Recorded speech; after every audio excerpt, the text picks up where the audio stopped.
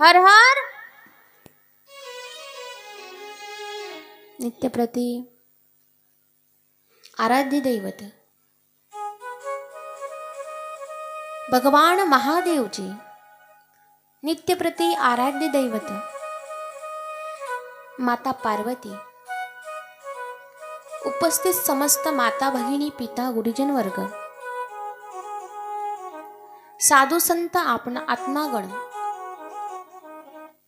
आपणा सर्वांच्या चरणाला नतमस्तक होऊन पारेश्वर भगवंताच्या चरणी नतमस्तक होऊन आजच्या या श्री शिव महापुराण कथेच्या 7व्या दिवसाला प्रारंभ करूया। पारेश्वर भगवान की जय, जनार्दन स्वामी महाराज की जय।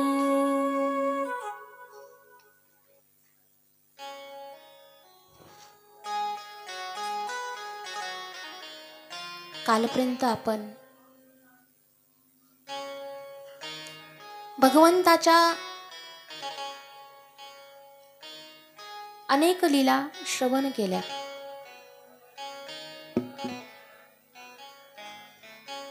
शौनकादी महामुनींनी जे जे प्रश्न विचारले त्या सर्व प्रश्नांचं उत्तर या ठिकाणी पराशर ऋषी पुत्र व्यास महर्षी यांनी सांगितले। शिव महापुराण कथेचं महत्व, महात्म्यापासून आपण अनेक लीला, अनेक कथा कालच्या सत्रापर्यंत आपण श्रवण केल्या। काल आपण भगवंताचं लग्नही बघितलं, लग्नही लावलं आणि अतिशय मोठ्या उत्साहाने या ठिकाणी आनंदही घेतला।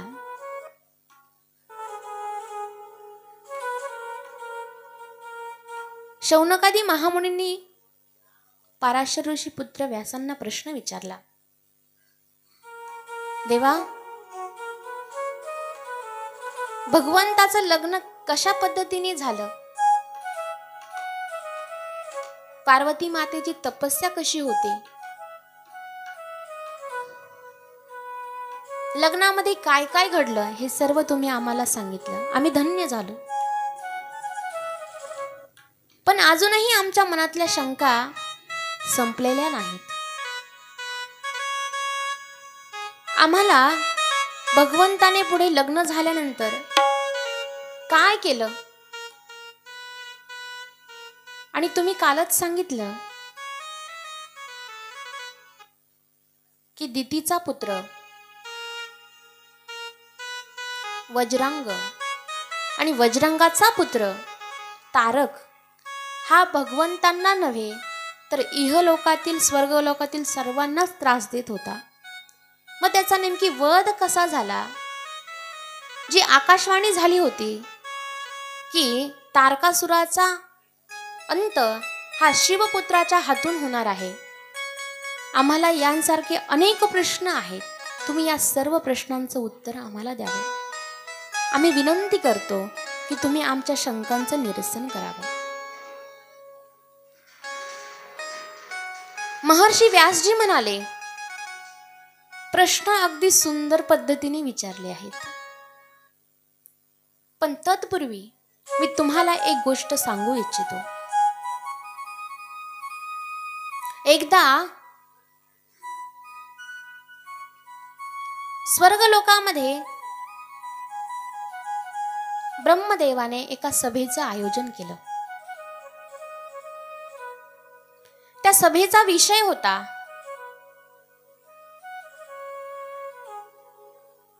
की या पाताळलोक, मृत्यूलोक, स्वर्गलोक 3 लोकांमध्ये 14 भुवनांमध्ये अशी नेमकी कोणती गोष्ट आहे की जे फार महत्वाची आहे, मौल्यवान आहे? या प्रश्नाचं उत्तर जाणून घेण्यासाठी भगवान ब्रह्मदेवाने त्या ठिकाणी सभेचं आयोजन केलं। सभेमध्ये अनेक ऋषी, महर्षी, यक्ष, गंधर्व, ब्रह्मा, विष्णू त्या ठिकाणी सभेला आलेले होते। सभेचा विषय काय हा नेमकी समजल्यानंतर सर्वांमध्ये चर्चा चालू झाली.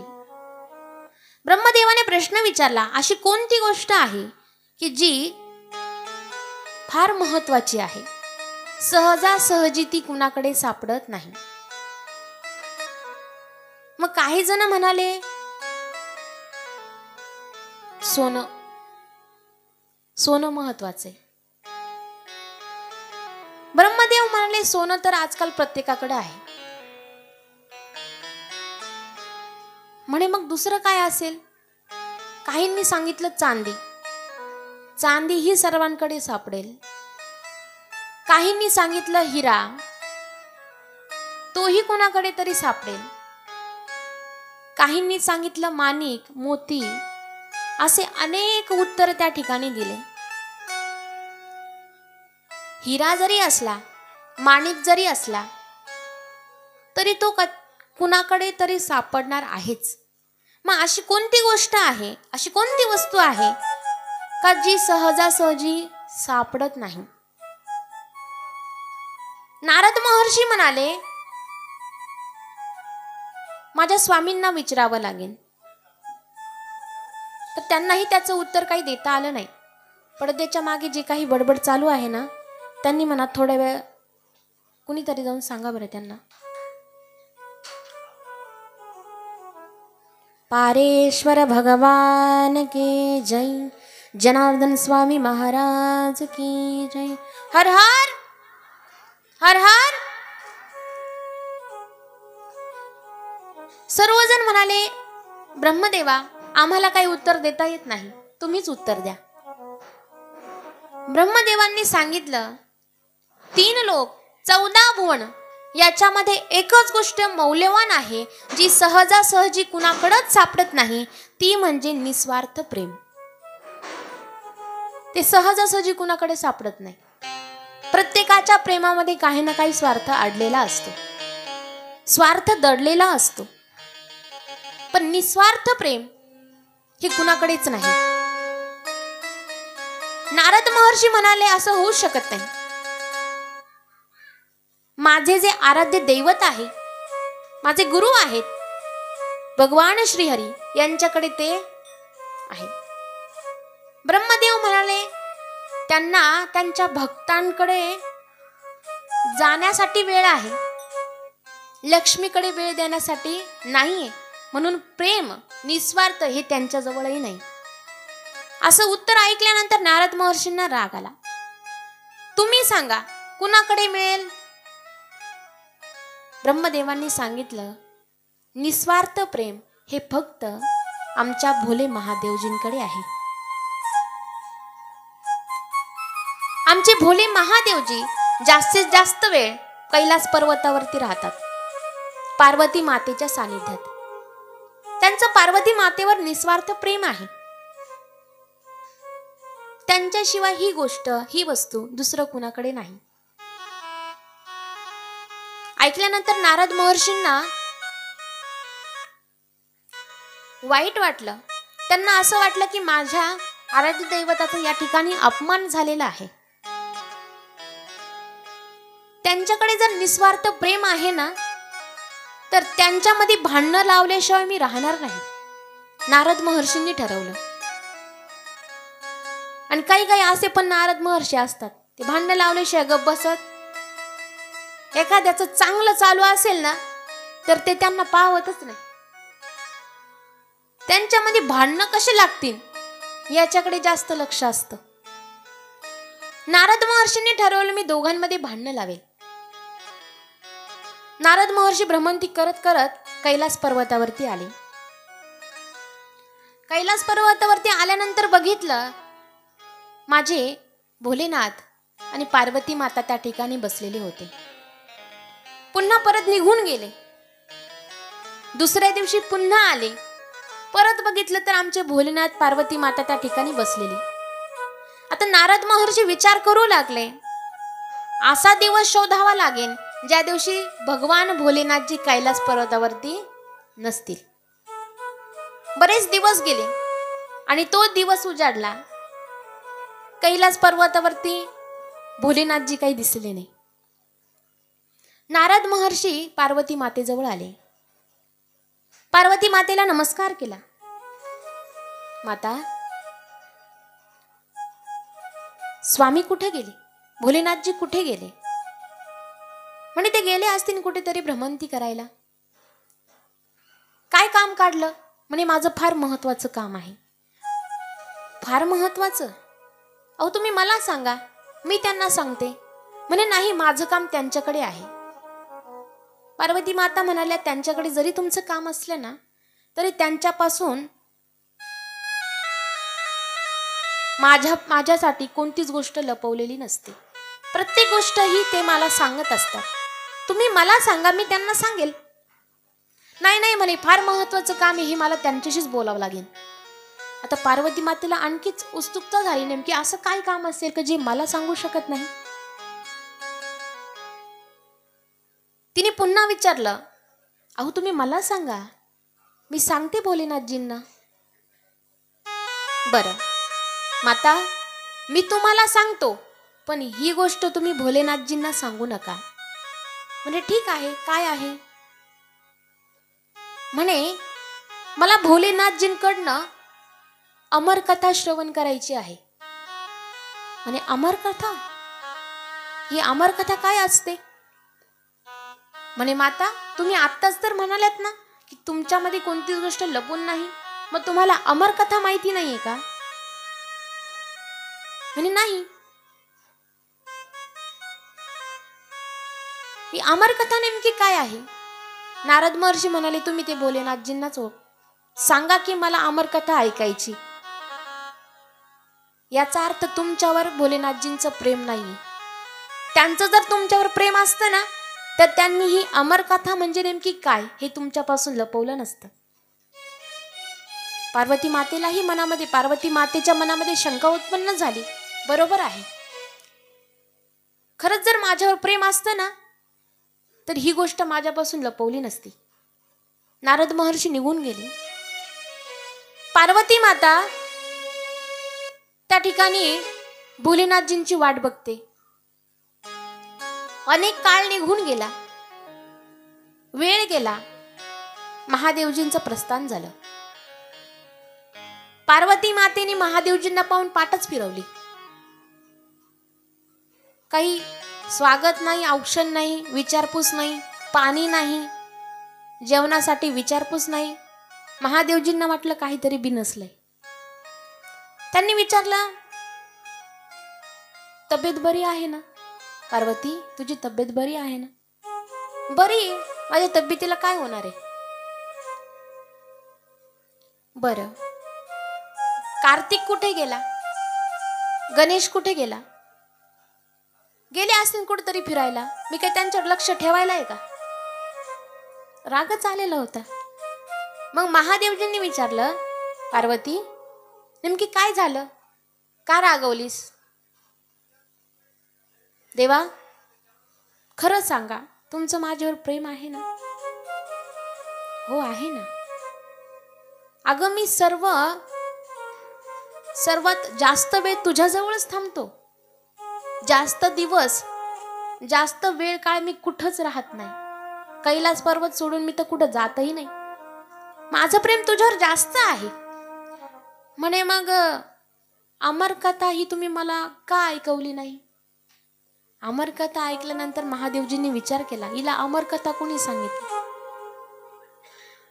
महादेवजी ध्यानस्थ झाले आणि बघितलं की या ठिकाणी नारद महर्षी येऊन गेले. महादेवजींना कळून चुकलं काय झालं काय नाही. तर त्या ठिकाणी पार्वती मातेला भगवंत समजून सांगू लागले, पार्वती, अमरकथा ही काही साधी कथा नाहीये. ती कथा ऐकण्यासाठी एकांत लागतो. आणि दुसरी गोष्ट अशी का ती कथा कुणाला सांगायची नसते. म्हणे देवा, मी कोणालाच नाही सांगणार. म्हणे नक्की? म्हणलं हो, मला अमरकथा ऐकायची. भगवंत म्हणाले ठीक आहे. अमरकथा ऐकायची म्हणल्यानंतर त्वराच केली, घाईच केली. महादेवजी कैलास पर्वतावरती एका वृक्षाखाली गेले. उच्च आसन मांडलेलं आहे. पार्वती माता समोर बसल्या. अमर कथेचं त्या ठिकाणी प्रारंभ होण्याआधी भगवंताने एक टाळी वाजवली. टाळी वाजवल्यानंतर कैलास पर्वतावरती असणारे सर्व जीव जंतू पशु पक्षी उडून गेले. दुसरी टाळी वाजवली. कुणी जर लपून बसलेला असेल तर तोही त्या ठिकाणाहून निघून गेला पाहिजे. तिसरी टाळी वाजवली. भूत पिशाच आत्मागण त्या ठिकाणी जर असेल तर तेही निघून जावेत म्हणून. नंतर भगवंताने त्रिशूळ पृथ्वी प्रदक्षिणा मारायला पाठवला. कुणी आहे का नाही हे बघून या. त्रिशूळ हे भगवंताचा पृथ्वी प्रदक्षिणा मारला. कैलास पर्वतावरती प्रदक्षिणा मारली आणि त्या ठिकाणी पुन्हा जागेवर आले. म्हणजे देवा कुणीच नाही, आता आपण कथा प्रारंभ करूया. भगवंताने चौथी टाळी वाजवली. रम्य वातावरण त्या ठिकाणी चालू झालं. मंजुळा असा त्या ठिकाणी फक्त संत गतीने वाहणाऱ्या नदीचं पाण्याचा आवाज येऊ लागला.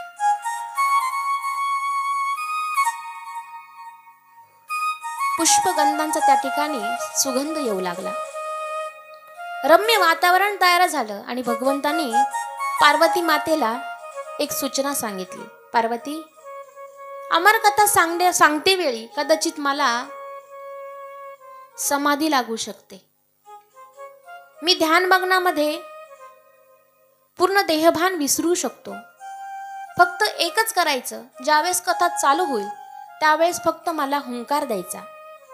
म्हणजे तू कथा ऐकते हे मला कळालं पाहिजे. जरी माझे डोळे बंद असले तरी तुझा आवाज मला आला पाहिजे. ती म्हणे ठीक आहे स्वामी. कथा प्रारंभ झाली. कथा चालू झाली. कथेच्या मध्यवर्ती आल्यानंतर पार्वती मातेला निद्रा देवी प्रसन्न झाली. पार्वती माता झोपी गेल्या. आता कथा चालूच आहे, पण कथा मध्यवर्ती येईपर्यंत ज्या वृक्षाखाली भगवंत आणि पार्वती माता बसलेले होते त्या वृक्षावरती एक अंडातून बाहेर आलेलं पोपटाचं पिल्लू होतं. ते नुकतंच जन्माला आलं होतं. आता त्या झाडावरती बसून ते पोपटाचं पिल्लू सर्व कथा ऐकतंय. आणि पोपटाचा एक नियम आहे. कोणता? समोरचा माणूस जे काही बोलतोय तसंच बोलण्याचा प्रयत्न पोपट हा करतो. पोपटाला संस्कृत मध्ये शुक असं म्हणतात. ती कथा त्या ठिकाणी ते पोपटाचं पिल्लू ऐकत आहे. पार्वती मातेला झोप लागलेली. आता पार्वती माता ज्या पद्धतीने हुंकार देत होती, स्वामी, स्वामी, स्वामी, अगदी त्याच पद्धतीने ते पोपटाचं पिल्लू हुंकार द्यायला लागलं. कथा संपली.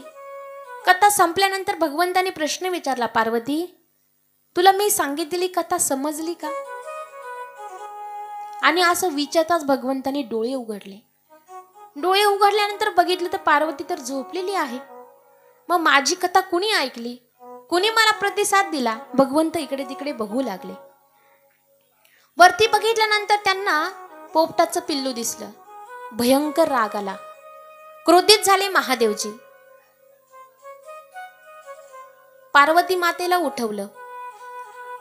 पार्वती मातेने क्षमा मागितली. देवा, मला कधी झोप लागली मला कळालं नाही. तुम्ही मला ही कथा पुन्हा सांगा. भगवंत म्हणाले, ठीक आहे मी पुन्हा सांगतो, पण ही कथा या पोपटाच्या पिल्लाने ऐकली, चोरून ही कथा ऐकली, म्हणून आता मी याला काय करतो? ठार मारतो. भगवंत त्रिशूळ घेऊन त्या शुक बालकासोबत पोपटाच्या पिल्लाच्या मागे धावू लागले. 3 भुवन धावले. ते पोपटाचं पिल्लू पुढे पळतच आहे. त्याला आता कळून चुकलं, आपल्याला कुणीच वाचू शकत नाही. आपला प्राण हा जाणारच आहे. जीवाच्या आकंताने ते पोपटाचं पिल्लू धावत आहे. क्रोधित झालेले महादेवजी त्रिशूळ घेऊन मागे पळतायत. 3 लोक 14 भुवन फिरलाय. त्या पोपटाच्या पिल्लाला कळालं आता मला वाचवणारं कुणीच नाही. ते पोपटाचं पिल्लू गेलं भगवंताकडे, देवदेवतांकडे. भगवान श्री हरींना आणि ब्रह्मदेवाला प्रार्थना केली, महादेवजी माझ्या मागे जागलेले आहेत, माझा प्राण जाणार आहे, कृपा करा, माझा प्राण वाचवा. त्यांनी सांगितलं, महादेवजींपुढे आम्ही काहीच बोलू शकत नाही.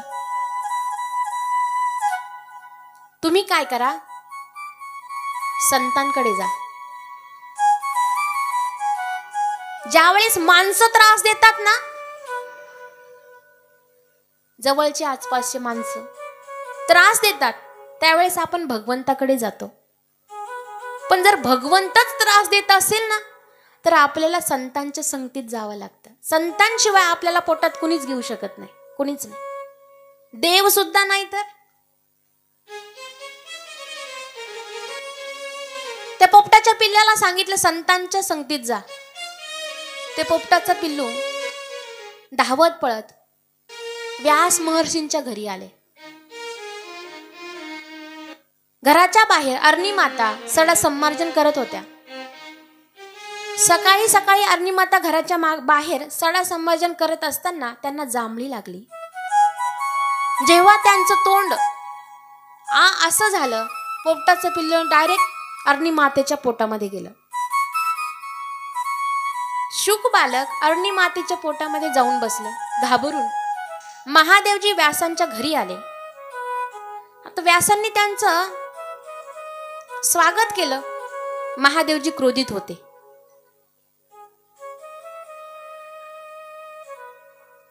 व्यास महर्षी म्हणाले, देवा, अहो एवढ्या दिवस मी तुमची तपश्चर्या केली, कधी मला तुम्ही दर्शन दिलं नाही. आज दर्शनासाठी आले तर अगदी क्रोधामध्ये. भगवंत म्हणाले, मी तुला दर्शन देण्यासाठी नाही आलो. माझ्या घरी ज्याने चोरी केली त्या चोराला पकडण्यासाठी आलोय. म्हणे, चोर? आणि तुमच्या घरी चोरी? तुमच्या घरी चोरायला काय असं? अहो तसं नाही, चोरून चोरून काय चोरणार? भांग, धोत्रा, क्षमीपत्र, बेलपत्र याच्या व्यतिरिक्त काय? म्हणे ते नाही, अमर कथा श्रवण केलेली आहे म्हणे, ती पण चोरून. म्हणून मी त्याला आता जिवंत सोडू शकत नाही. किती भोळे महादेवजी आहेत. कथा नीट ऐका, हृदयाचे कान करून कथा ऐका. व्यास महर्षी म्हणाले, अहो किती भोळे हो तुम्ही. कथा श्रवण केली? म्हणे हो. कुणी? म्हणे पोपटाच्या पिल्लाने. बरं, कोणती कथा? म्हणे अमर कथा.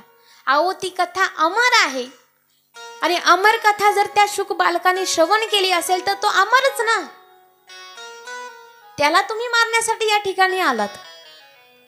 देवा, अहो जर तुम्ही अमर कथा सांगत असाल, अमर कथा जर ते शुक बालकाने श्रवण केलेली असेल, आणि जर तुम्ही त्याला मारणार असाल, मान्य आहे तुम्ही त्रिकाल आहात, देवांचे देव आहात, महाकाल आहात, पण तरी देखील जर तुम्ही त्या शुक बालकाला मारलं तर त्या अमर कथेला अर्थच राहणार नाही. मग काय करायचं? म्हणे ठीक आहे महर्षी, तुम्ही सांगता मी त्याला मारणार नाही, पण मी माझ्या बंदी शाळेमध्ये त्याला काय करेल? बांधून ठेवेल. कुठे आहे बालक? म्हणे माझ्या पत्नीच्या गर्भामध्ये गेलाय. बरं म्हणे, 9 महिने 9 दिवस मी इथंच तपश्चर्या करतो म्हणे. ते बालक बाहेर आला का तुम्ही काय करायचं? मला द्यायचं. हे सर्व प्रकार ते शुक अर्णी मातेच्या पोटामध्ये राहून ऐकत होतं. पूर्ण घाबरलेलं होतं. त्याने ठरवलं, भगवंत या ठिकाणी 1 वर्षभर थांबणार असतील तर मी अर्णी मातेच्या पोटामध्ये 12 वर्ष थांबतो. मी काय बाहेर येत नाही. वर्ष गेलं, 2 वर्ष गेले. महादेवजी ध्यानातून उठले, ध्यानामधून उठले आणि सांगितलं, द्या शुक बालक. म्हणे अहो देवा, तुमच्या भीतीने त्या शुक बालकाचा थोडा सुद्धा वृद्धी त्या ठिकाणी झालेली नाही, वाढलंच नाही येते. म्हणे मग आता? म्हणे जेव्हा ते जन्माला येईन तेव्हा मी तुम्हाला सांगेल म्हणे. ठीक आहे म्हणे. महादेवजी स्वस्थानी आले, कैलास पर्वतावरती आले. 1 नाही 2 नाही 12 वर्ष ते बालक अर्णी मातेच्या पोटामध्ये थांबले. भीती फक्त ह्याच गोष्टीची होती का जन्माला आल्यानंतर जी काही मोहमाया आहे त्यामध्ये मी अडकून जाईल. आणि मी आता अमरकथा श्रवण केली. अमरकथेच्या श्रवणाने मला कळून चुकलं आहे का मोहमाया काही कामाची नाही, संसार काही कामाचा नाही. मला फक्त भगवंताचं चिंतन करायचे. शुक बालक बाहेर यायला तयार नाही. सर्व देवदेवता ब्रह्मदेवाकडे आले. अरणी मातेने सर्व देवांची प्रार्थना केली का तुम्ही काहीतरी करा, ह्या शुक बालकाला बाहेर येण्यासाठी सांगा, कारण मला फार त्रास होतोय आता.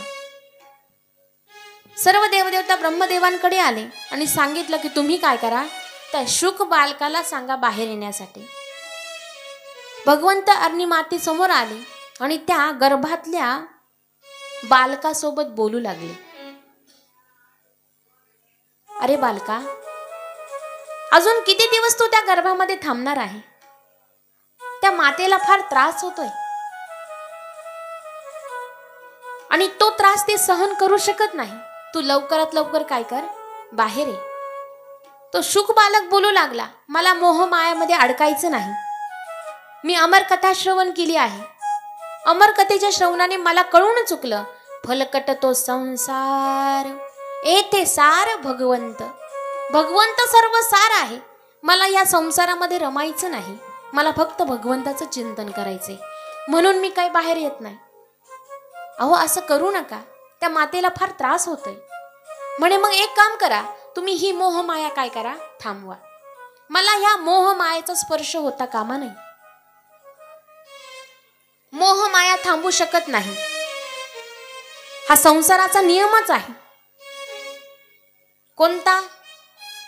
एकदा का जन्माला आलेलं बालक की त्याला मोह मायेचा स्पर्श झाल्याशिवाय राहत नाही. आणि त्याला जेव्हा मोह मायेचा स्पर्श होतो तेव्हा त्याला ही आपली आई आहे, हे आपले वडील आहे हे समजू लागतं. मला ते नकोय, मला तो स्पर्शच नको. बऱ्याच ठिकाणी त्या ठिकाणी त्यांचा संवाद झाला. शेवटी ठरलं, भगवंताने ठरवलं की तू जेव्हा बाहेर येशील तेवढ्या काळापर्यंत मी काय करतो, मोहमाया थांबून ठेवतो. ठरलं त्यांचं. शुक भगवंत बाहेर येण्यासाठी तयार झाले. भगवंताने त्या काही काळासाठी मोहमाया थांबवली आणि शुक भगवंत अरणी मातेच्या पोटून बाहेर आले. शुक भगवान की जय, पारेश्वर भगवान की जय, हर हर महादेव, जनार्दन स्वामी महाराज की जय. आणि त्या ठिकाणी शुक भगवंत बाहेर आले. बाहेर येताच ते पळू लागले. ब्राह्मणाचे पोर एक वेळासी भ्याले, ब्राह्मणाचे पोर एक खेळासी भ्याले, ब्राह्मणाचे पोर एक खेळासी भ्याले, ब्राह्मणाचे पोर एक खेळासी भ्याले. 12 वर्ष लपाले रे, 12 वर्ष लपाले रे. ब्राह्मणाचे पोर एक खेळासी भ्याले, ब्राह्मणाचे पोर एक खेळासी भ्याले. 12 वर्ष लपाले रे, 12 वर्ष लपाले रे. कापत कापत बाहेर आले, कापत कापत बाहेर आले, कापत कापत बाहेर आले, कापत कापत बाहेर आले. ते नागडेची पळून गेले रे, ते नगवेची पळून गेले रे, ते नागडेची पळून गेले रे, नगवेची पळून गेले रे.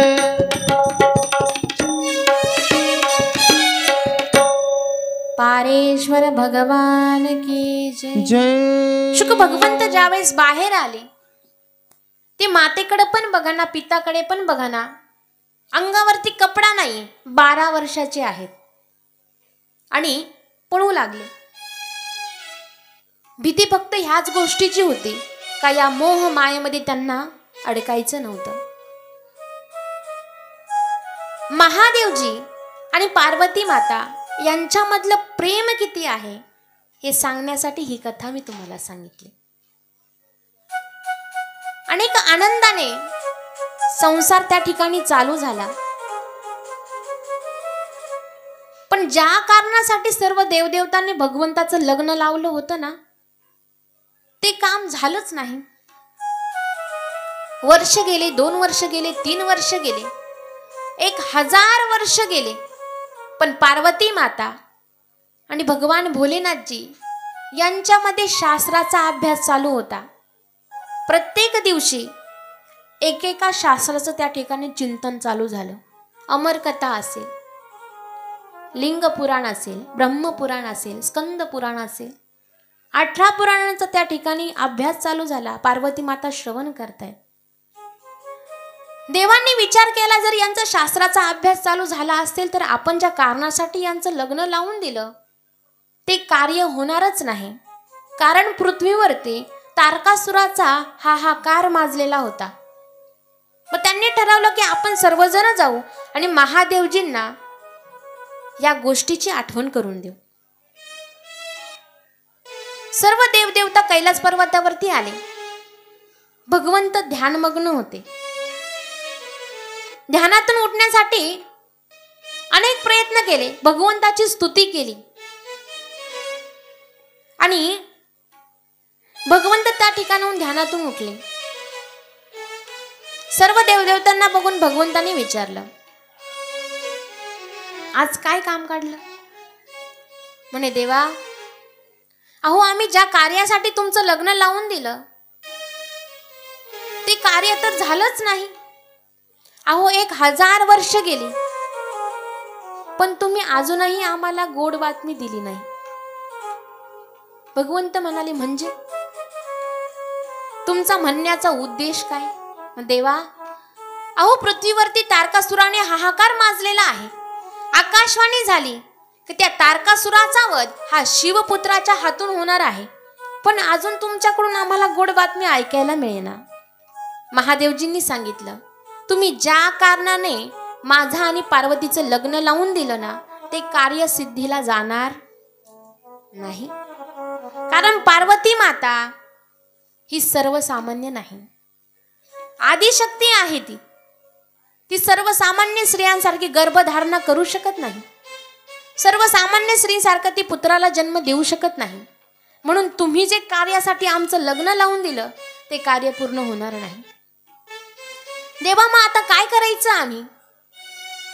तारकासूर फार त्रास देतोय. अहो मृत्यू लोकात नाही, स्वर्ग लोकात नाही, इह लोकात नाही. सांगितलं, ठीक आहे म्हणे, मी एक काम करतो, मी माझं तेज तुम्हाला देतो.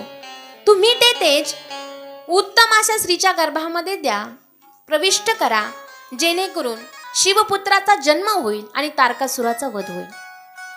भगवंताने जे काही तेज दिलं ते तेज धारण करण्यासाठी पहिल्यांदा अग्नी पुढे आली. अग्नीने पारव्याचं रूप घेतलं आणि भगवंताचं तेज धारण केलं. पण पारव्याला अग्नी भगवंताचं तेज सहन होईना, तळमळ करू लागलं ते पारव्याचं रूप. अग्नी काय करावं सुचेना, सर्व अंगाचा दाह होऊ लागला. ते पारवा म्हणजे अग्नी पुन्हा भगवंताकडे आले, भगवंताला विनंती केली, देवा, मला हे तेज तुमचं सहन होत नाही, मी काय करू? भगवंताने सांगितलं, वमन करा, उलटी करा. माझं जे तेज तुम्ही धारण केलं ते काय करा, पोटातनं बाहेर काढा. ते तेज त्या ठिकाणी हिमालयामध्ये टाकल्या गेलं. भगवंताने सांगितलं, इकडे तिकडे ते तेज टाकू नका.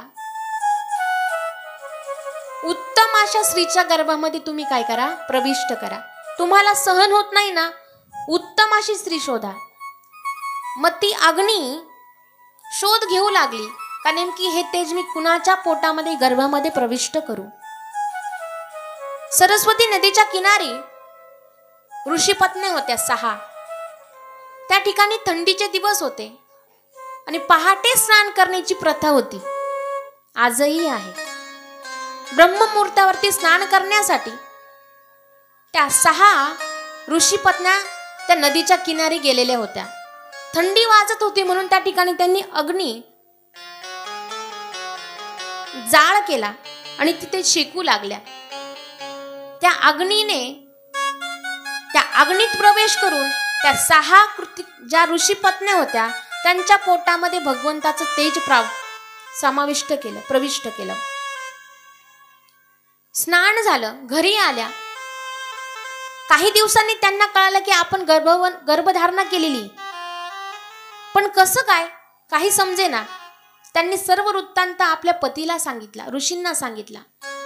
त्यांनी तुम्ही व्यभिचार केलाय हा आरोप त्या ऋषी पत्न्यांवर लावला आणि सांगितलं जोपर्यंत तुम्ही तुमच्या गर्भात असणारा जो काही गर्भ आहे तो त्यागणार नाही तोपर्यंत आम्ही तुम्हाला स्वीकार करू शकत नाही.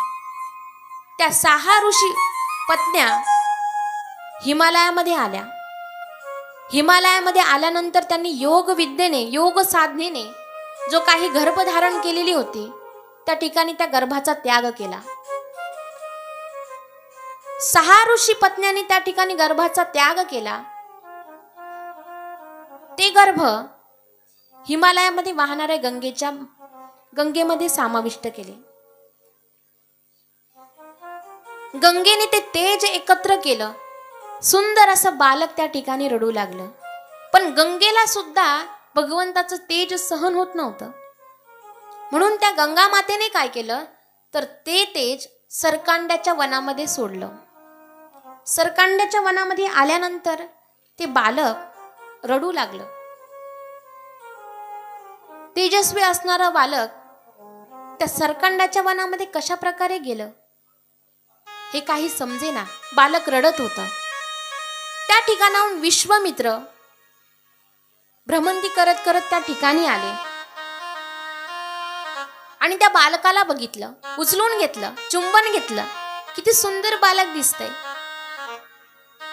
ते बालक त्या विश्वामित्रासोबत बोलू लागलं, मी शिवपुत्र आहे.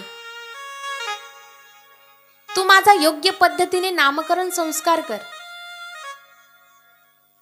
मी तुला आशीर्वाद देतो की तुला सर्व ऋषींमध्ये उच्च स्थान मिळेल. ते बालक बोलू लागलं. विश्वामित्राला आनंद झाला. त्यांनी योग्य पद्धतीने त्या बालकाचं नामकरण केलं. संस्कार सोहळा संपन्न केला. नामकरण सोहळ्यामध्ये त्या 6 ऋषी पत्न्या त्या ठिकाणी आलेल्या होत्या. त्या कुमाराला बघून त्या ऋषी पत्न्यांच्या मनामध्ये वात्सल्य निर्माण झालं. कारण काही दिवस का होईना कुमार त्यांच्या गर्भामध्ये होते. वात्सल्य निर्माण झालं. त्या कुमाराला स्तनपान करण्याची इच्छा निर्माण झाली. त्या 6 ऋषी पत्न्या एकमेकांसोबत भांडू लागल्या. कुमाराने बघितलं की हे भांडतायत. त्यांचं भांडण थांबवण्यासाठी शिवपुत्राने 6 मुख धारण केले. किती? 6 मुखाने शिवपुत्राने त्या 6 कृतिकांचं स्तनपान केलं. त्या 6 कृतिका त्या कुमाराला घेऊन आपल्या आश्रमात आल्या. आश्रमामध्ये कुमार वाढू लागले. कृतिकांनी त्यांचा सांभाळ केलाय म्हणून त्यांचं नाव कार्तिकीय असं ठेवलं. त्यांचं नाव कार्तिक स्वामी भगवान की जय. पारेश्वर भगवान की जय. हर हर महादेव. आता हळूहळू कार्तिक स्वामी वाढतायत आणि ही वार्ता नारद महर्षींनी भगवान भोलेनाथजींना सांगितली का तुमचा पुत्र जन्माला आलेला आहे. आणि कृतिकांच्या आश्रमामध्ये हळूहळू वाढत आहे. ही वार्ता कैलास पर्वतावरती पसरली. आनंद झाला. पार्वती मातेच्या हृदयामध्ये वात्सल्य निर्माण झालं. त्या दोघांना असं झालं की मी कधी शिवपुत्राला बघतोय. म्हणून त्वरा केली. भगवान विश्वकर्माला त्या ठिकाणी बोलवलं. विश्वकर्मा भगवान की जय. पारेश्वर भगवान की जय. भगवंताला सांगितलं की मला शिवपुत्राला आणायला रथ पाठवायचा आहे. तुम्ही रथ काय करा, तयार करा. सुंदर असा रथ त्या ठिकाणी विश्वकर्मा भगवंतानी बनवला. 100 चाक त्या रथाला होते. अगदी वेगाने धावणारा रथ. अनेक शिवगण त्यामध्ये विराजमान झाले आणि कार्तिक स्वामींना घेण्यासाठी त्वराने घाईने कृतिकांच्या आश्रमामध्ये आले. कार्तिक स्वामींनी जड अंतःकरणाने त्या सर्व कृतिकांचा निरोप घेतला. रथामध्ये स्वार झाले आणि रथ धावत कैलास पर्वतावरती आला. कैलास पर्वतावरती आल्यानंतर भगवान भोलेनाथजी आणि पार्वती मातेने कार्तिक स्वामी यांचं स्वागत केलं. अगदी आनंदाचा सोहळा त्या ठिकाणी साजरा होत होता. आनंदो रे आजी आनंदो रे, आनंदो रे आजी आनंदो रे. हा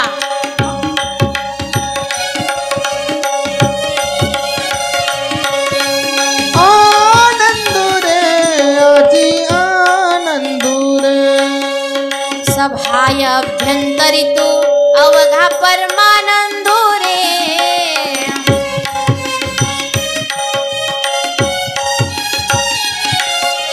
सभाय अभ्यंतरितो अवघा परमानंदो रे. सभाय अभ्यंतरी अवघा परमानंद रे. आनंदो रे आजी आनंदो रे, आनंदो रे आजी आनंदो रे.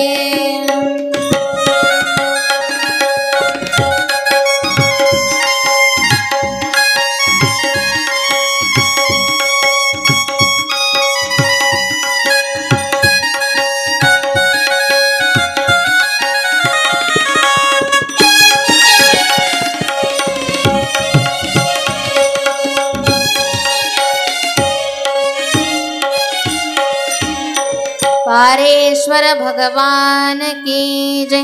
जनार्दन स्वामी महाराज की जय. हर हर.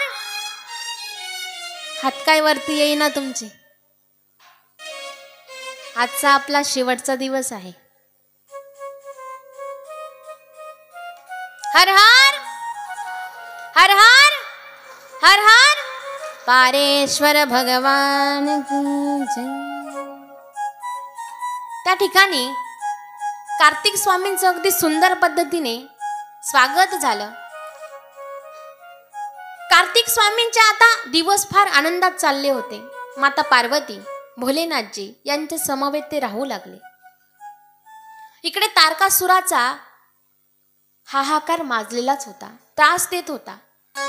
सर्व देवदेवता भगवंताकडे आल्याने सांगितलं, देवा आता तुम्ही घाई करा, त्या तारकासुराचा तुम्ही काय करा, वध करा. ही सर्व बातमी कार्तिक स्वामींनी ऐकली.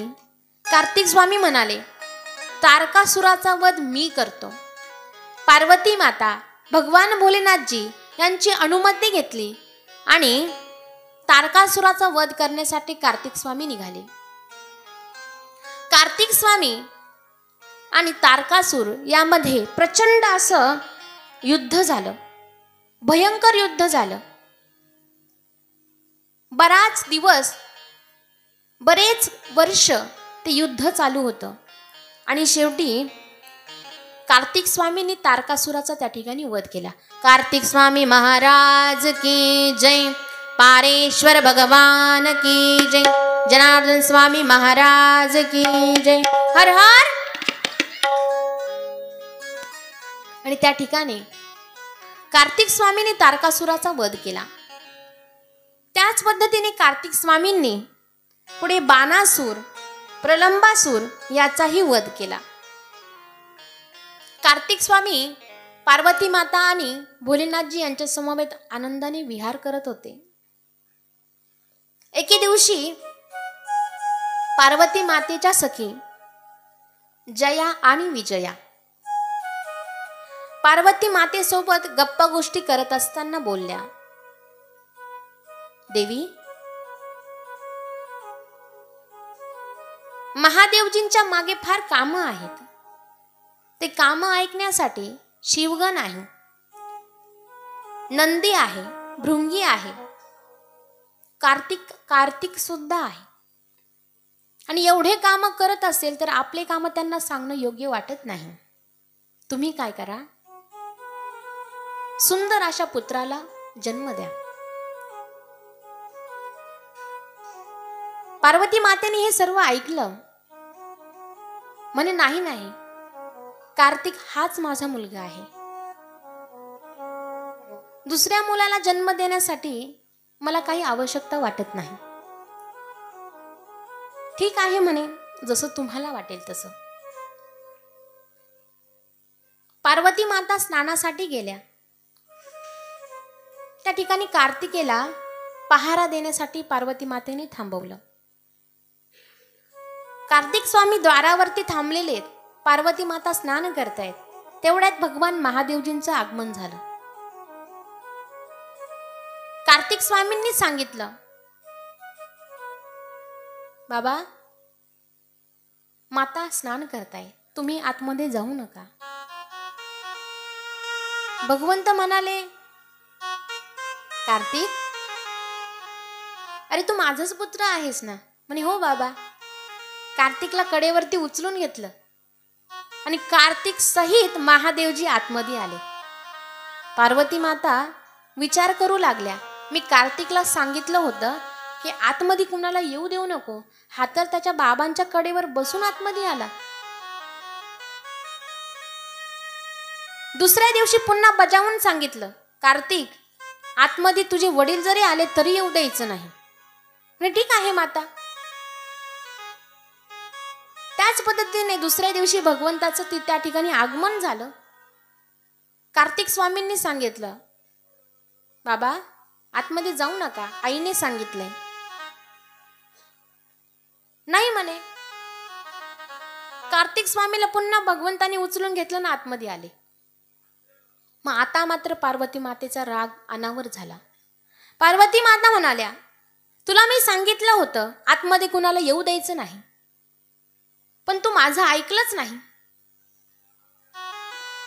का नाही ऐकलं माझं?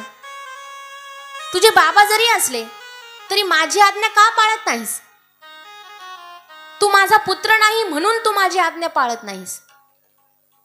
पार्वती मातेचा राग अनावर झालेला होता. अनावर झालेल्या रागामध्ये पार्वती मातेने कार्तिक स्वामींच्या कानामागं लावली. आता लहान मुलंच ते. कार्तिक स्वामींनी सुद्धा प्रतिउत्तर दिलं, माझ्या कानामागं मारलीस ना? तू माझी आई नाहीये म्हणून तू माझ्या कानामागं मारली, नाही तर मारली नसती. त्या ठिकाणी दोघांचा वाद बघून भोलेनाथजी दोघांनाही शांत करत म्हणाले, शांत राहा. कार्तिकला समजून सांगितलं, पार्वती मातेलाही समजून सांगितलं, पण पार्वती माता आता विचारात पडल्या. आपल्या मैत्रिणी जे काही सांगत होत्या ते अगदी योग्य होतं. आपणही एका बालकाला जन्म दिला पाहिजे. पार्वती मातेने स्नानासाठी ज्यावेळेस गेल्या त्यावेळेस त्यांनी त्यांच्या मळापासून एक सुंदर अशा बालकाचं प्रतिकृती निर्माण केली आणि त्यामध्ये प्राण ओतले. एके ठिकाणी माझी अशीच कथा चालू होती आणि कथा भाग सांगताना मी असंच सांगितलं की पार्वती मातेने स्वतःच्या अंगावरच्या मळाने काय केलं, गणपती बाप्पा तयार केले. आता लहान मुलं असतात त्यांना फार प्रश्न पडतात. त्या मुलाने मला प्रश्न विचारला, दीदी, ताई, तुम्ही सांगताय का पार्वती मातेने स्वतःच्या अंगाच्या मळापासून गणपती बाप्पाची निर्मिती केली, मग एवढा मळ साचून ठेवण्यासाठी पार्वती मातेने किती दिवस आंघोळ नाही केली? काय डोकं चालवतील सांगताच येत नाही. मी त्याला सांगितलं, बाबा रे, हे तर काय मला माहिती नाही, पण शास्त्रात जे सांगितलं ते मी तुला सांगते. म्हणे, दीदी, ताई, मी एक प्रश्न विचारू का तुम्हाला, मला त्याचं उत्तर द्या. म्हणे, मी म्हटलं ठीक आहे, विचार, मला जमलं तर दिन बरं का. म्हटलं, नाही नाही नाही, तुम्ही द्यायलाच पाहिजे म्हणे उत्तर. बरं, विचार. त्याने सांगितलं, साखरीचं पोतं आहे म्हणे. त्या साखरीच्या पोत्यामध्ये 4 मुंग्या आहे म्हणे. किती? 4 मुंग्या. त्याच्या त्या 3 मुंग्या साखर खात आहे आणि 1 मुंगी साखर खात नाहीये. का बरं? त्याला काय कारण आहे म्हणे. मी म्हटलं, तिला उपवास असन. नाही म्हणे. म्हटलं, मग तिला भूक नसल. नाही म्हणे, हे पण चुकीचं आहे. बरं बाबा, तू सांग, का बरं खात नाहीये म्हणे, तिला शुगर आहे म्हणे म्हणून ती साखर खात नाही. काय डोकं चालवतील लहान मुलं, सांगताच येत नाही. मग त्याने मला प्रश्न विचारला, किती दिवस आंघोळ नसन केली म्हणे. तसं नाहीये. पूर्वीचे लोक ज्यावेळेस आंघोळ करायचे ना, तर आंघोळ करते समयी ते उठणं असतं ना, त्याचा वापर करायचे. मग या ठिकाणी शास्त्रात सांगितलंय का पार्वती मातेने ज्यावेळेस उठणं अंगाला लावलं, ते सर्व उठणं एकत्रित केलं आणि त्यापासून गणपती बाप्पाची निर्मिती केली. पार्वती मातेने त्या ठिकाणी गणपती बाप्पा निर्माण केले, त्यांच्यामध्ये प्राण ओतले आणि सांगितलं, तू माझ्यापासून तयार झालायस, तू फक्त माझा पुत्र आहेस, मी जे काही आज्ञा सांगेल त्याचं पालन करायचंय. आजपासून तुझं नाव गणेश या नावाने तू सर्व तुला ओळखतील. गणपती भगवान की जय. गणपती बाप्पा मंगल मूर्ती. त्या ठिकाणी गणपती बाप्पा त्यांचा सुंदर असा जन्म झालेला. गणाधीश जो ईश सर्व गुणांचा, मुळारंभ आरंभ तो निर्गुणांचा,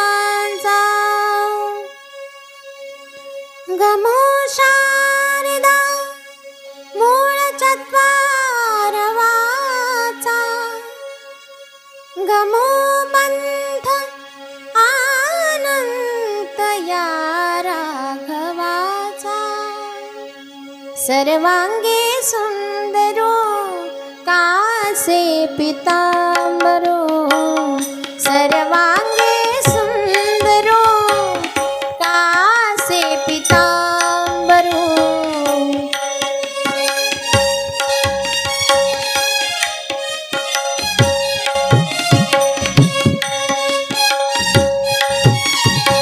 टाळी वाजवा सर्वांनी, टाळी. सर्वांगे सुंदरो कासे पितांबरो, सर्वांगे सुंदरो कासे पितांबरो.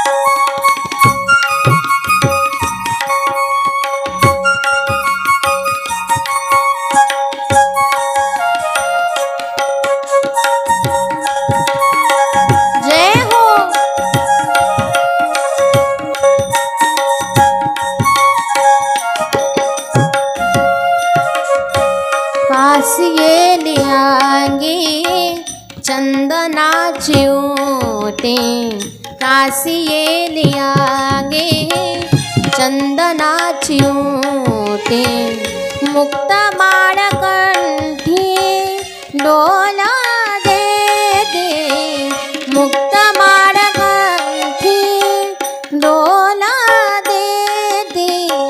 सर्वांगे सुंदरो कासे पितांबरो, सर्वांगे सुंदरो कासे पितांबरो, सर्वांगे सुंदरो कासे पितांबरो.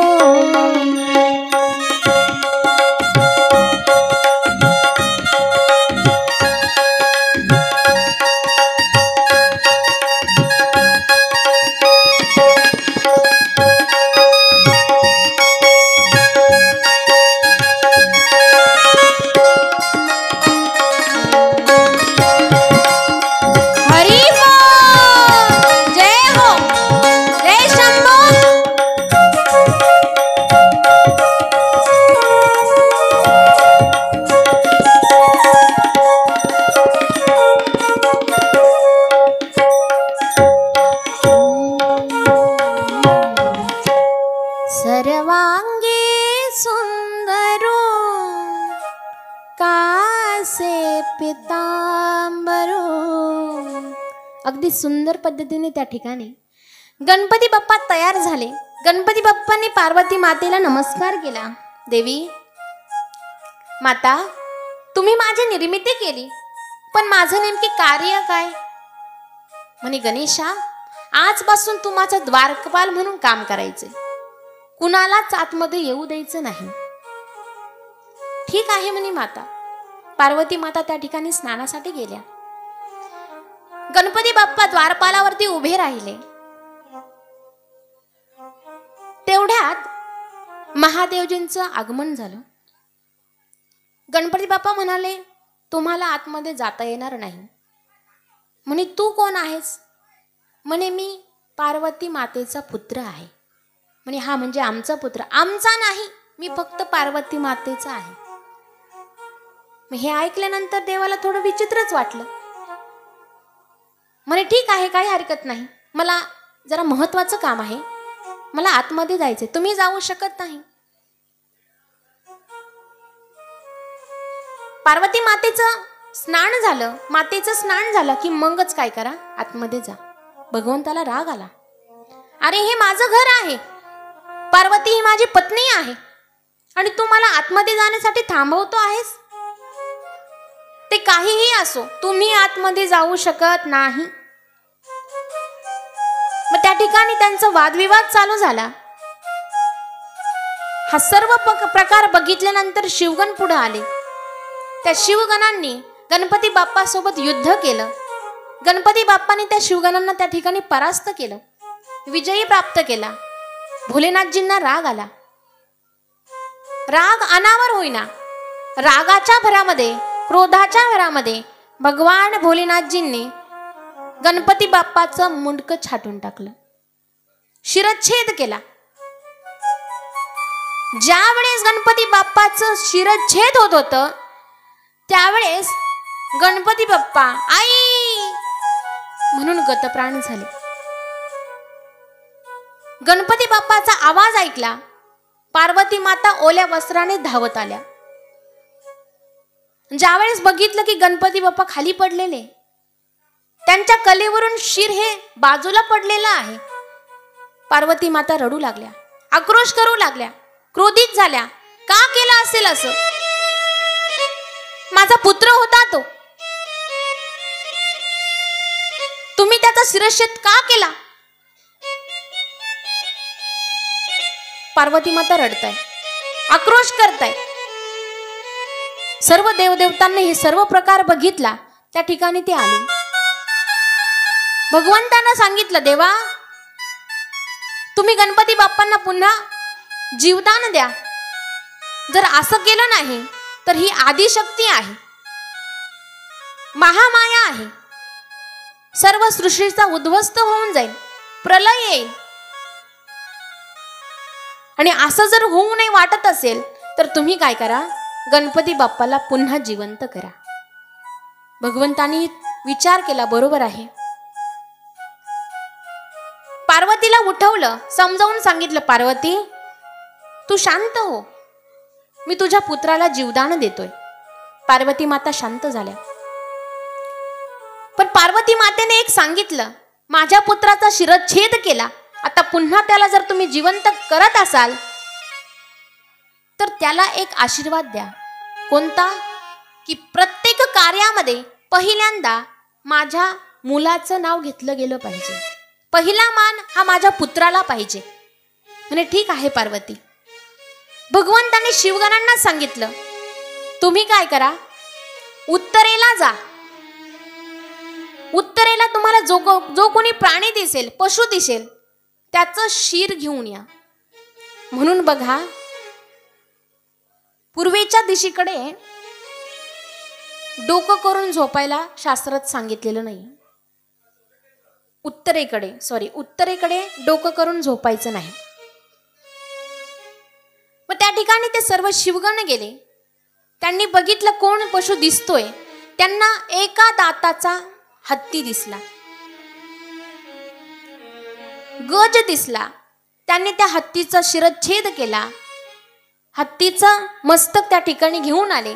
भगवंताने त्या हत्तीचं मस्तक बघितलं आणि त्या मस्तक गणपती बाप्पाच्या कलेवरती ठेवलं. मंत्र उच्चार केले.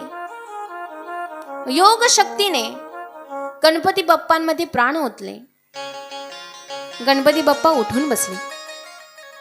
पार्वती मातेला आनंद झाला. आपल्या पुत्राला आलिंगन दिलं, चुंबन घेतलं. सर्व देवदेवता त्या ठिकाणी आनंदित झाले. सर्व देवदेवतांनी गणपती बाप्पांना अनेक आशीर्वाद दिले. गणपती बाप्पाचं नाव गणेश हे तर होतंच, पण त्याच पद्धतीने अनेक देवदेवतांनी गणपती बाप्पाला वेगवेगळे असे नाव प्रदान केले. वक्रतुंड, कारण सोंड कशी आहे, वाकडी आहे, म्हणून वक्रतुंड पहिलं नाव. दुसरं नाव एकदंत, एकच दात होता त्या हत्तीच्या तोंडाला, म्हणून एकदंत. कृष्णपिंगाक्ष, गजवक्र, लंबोदर, विकटमेवच, विघ्नराजेंद्र, धूम्रवर्ण, भालचंद्र, विनायक, गणपती, गजानन असे 12 नावं भगवंताला दिले गेले. किती? गणपती बाप्पा पारेश्वर भगवान की जय. जनार्दन स्वामी महाराज की जय. हर हर महादेव. अशा पद्धतीने गणपती बाप्पा आणि पार्वती मातांना त्या ठिकाणी आनंद झाला. तो गणराजा गणपती, तो गणराजा गणपती, आधी मन घेई हाती, आधी मन घेई हाती, आधी मन घेई हाती. गणराज गणपती, तो गणराज गणपती, आधी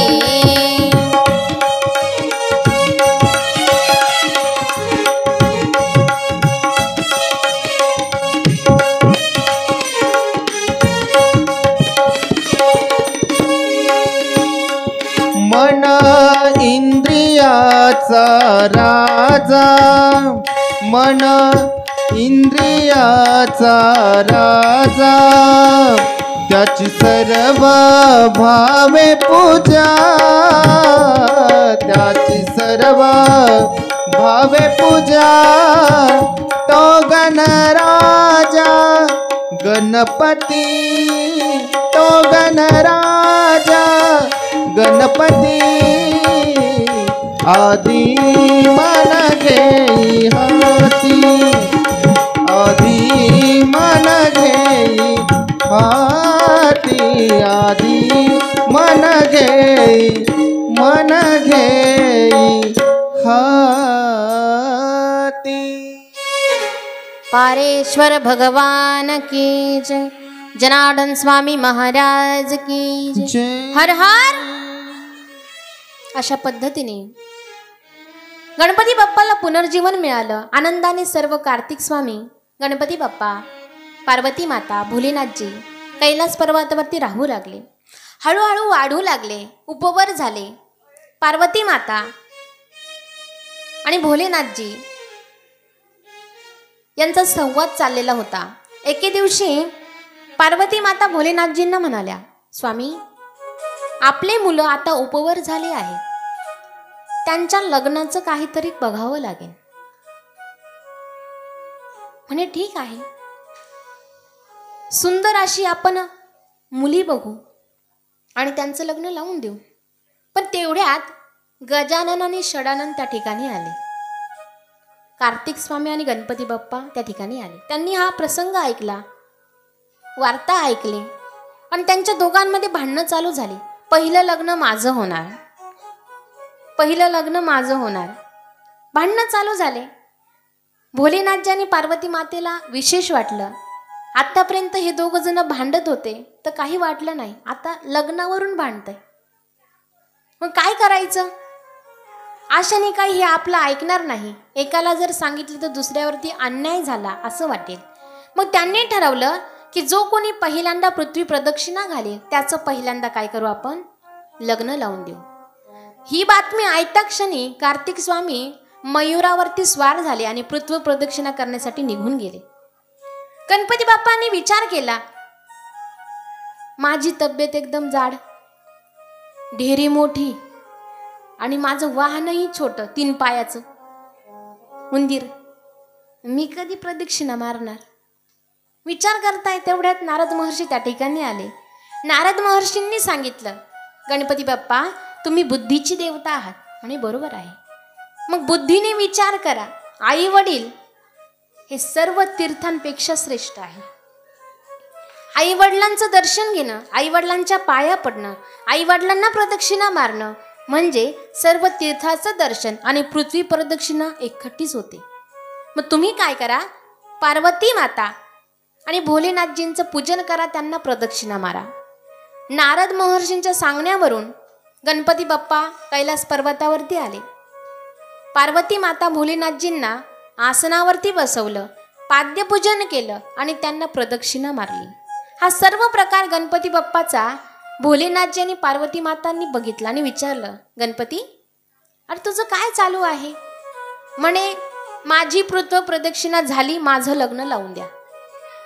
म्हणे कसं काय? म्हणे शास्त्रात सांगितलंय आई वडीलच काय आहेत? सर्व तीर्थ आहे. आई वडिलांना प्रदक्षिणा मारणे म्हणजे पृथ्वी प्रदक्षिणा मारल्यासारखं पुण्य आहे. म्हणे पुरावा काय? म्हणे देतो ना पुरावा. पुरावा दिला. माय बाप केवळ काशी तेने न जाय तीर्थाशी. पुरावा सांगितला, पुरावा दाखवला. भोलेनाथजी पार्वती मातेलाही समजलं की बरोबर आहे. मग आता गणपती बाप्पाचं लग्न लावून द्यायचं, मुलगी शोधावी लागणार. मग मुलीसाठी जिकडे तिकडे प्रचार चालू झाला की गणपती बाप्पाचं लग्न आहे, योग्य अशी मुलगी पाहिजे. ही वार्ता विश्वरूपाला समजली. त्याला 2 मुली होत्या, एक सिद्धी आणि दुसरी बुद्धी. एक सिद्धी आणि दुसरी बुद्धी. रिद्धी नाही आहे बरं का. आपण जे रिद्धी सिद्धी म्हणतो ते नाही, त्याचा अपभ्रंश झालाय. वास्तविक पाहता त्या 2 मुलींचं नाव होतं सिद्धी आणि बुद्धी. त्या दोघींचाही विवाह गणपती बाप्पासोबत लावून देण्यात आला. काय भाग्य असेल हो.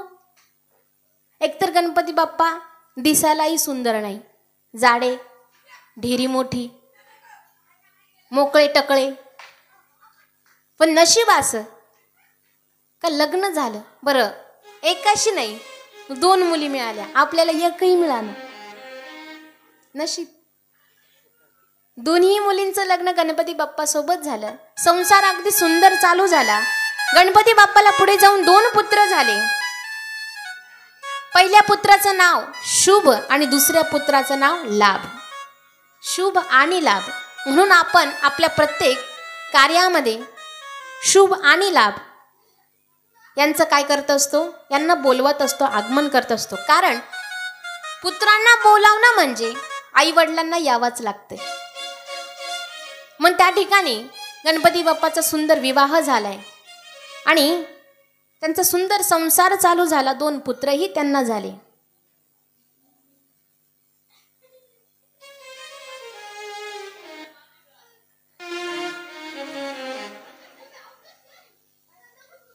मागे काय चाललंय बाबा?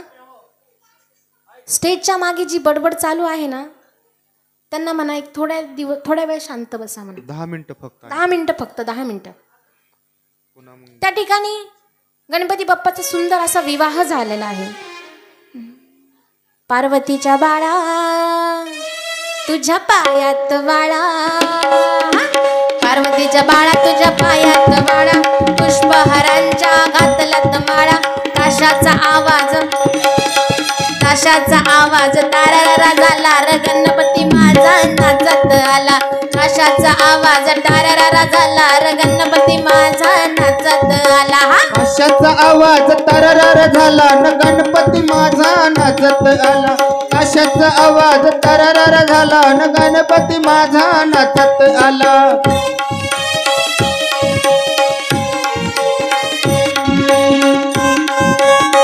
सर्वांनी आनंद घ्यायचा आहे. आज शेवटचा दिवस आहे. शेवटचा दिवस आहे. भगवंतासाठी नाचायचंय. सर्वांनी उभं राहायचं.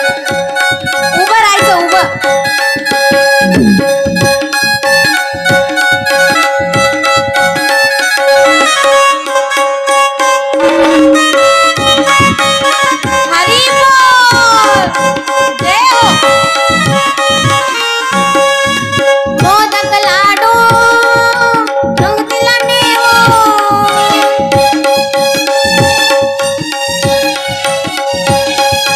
मोदक लाडू पंगतीला नेवो. भक्ती भावाने देवाला वाहू. गणरायाला गुणगान गाऊ. डोळे भरून देवाला पाहून. गाव सारा हा नाचत आला र गणपती माझा नाचत आला. गणपती माझा नाचत आला. काशाचा आवाज तारारा झाला र गणपती माझा नाचत आला.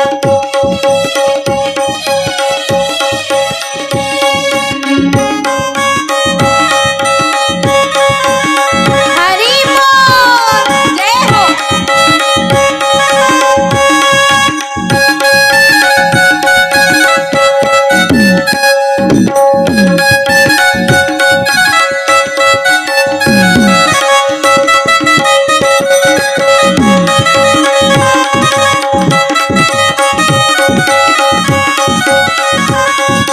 वंदन माझे तुझिया पाया.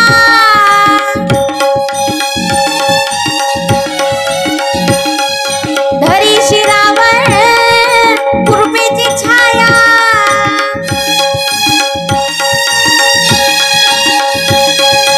भक्ताला या दर्शन द्याया. देवादी देवा हे गणराया. सान बारे नाचत आला र गणपती माझा नाचत आला. काशाचा आवाज तारारा झाला र गणपती माझा नाचत आला. काशाचा आवाज तररर झाला न गणपती माझा नाचत आला.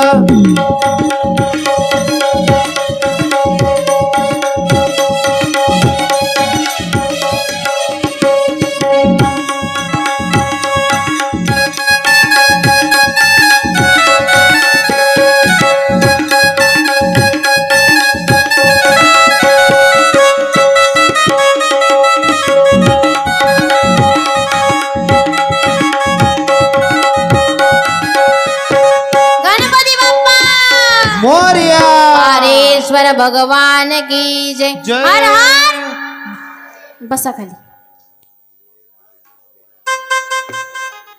अशा पद्धतीने भगवंताचा विवाहही पूर्ण झाला. त्यांना 2 पुत्र झाले. संसार पुढे आनंदाने चालू झाला. तेवढ्यात कार्तिक स्वामी येत आहे. कार्तिक स्वामी येताना बघितल्यानंतर नारद महर्षी भेटले. नारद महर्षींना कार्तिक स्वामींनी सांगितलं, माझ्या लग्नाला यायचं बरं का, माझं लग्न आहे. नारद महर्षी म्हणाले, तुझं लग्न? अरे गणपतीचं लग्न केव्हाच झालं. म्हणे काय काय काय 2 पुत्रही झाले. कार्तिक स्वामींना ऐकल्यानंतर वाईट वाटलं. आई वडिलांनी माझ्यासोबत कपट केलं, पण प्रत्युत्तर द्यायचं नाही म्हणून कार्तिक स्वामी कैलास पर्वतावरती आले.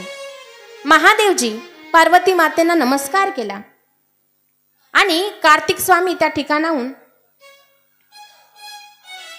रुसून निघून गेले.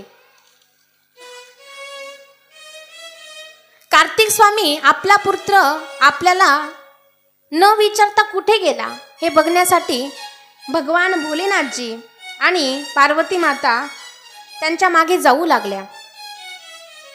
पण कार्तिक स्वामीला कुणाशी बोलायचं नव्हतं,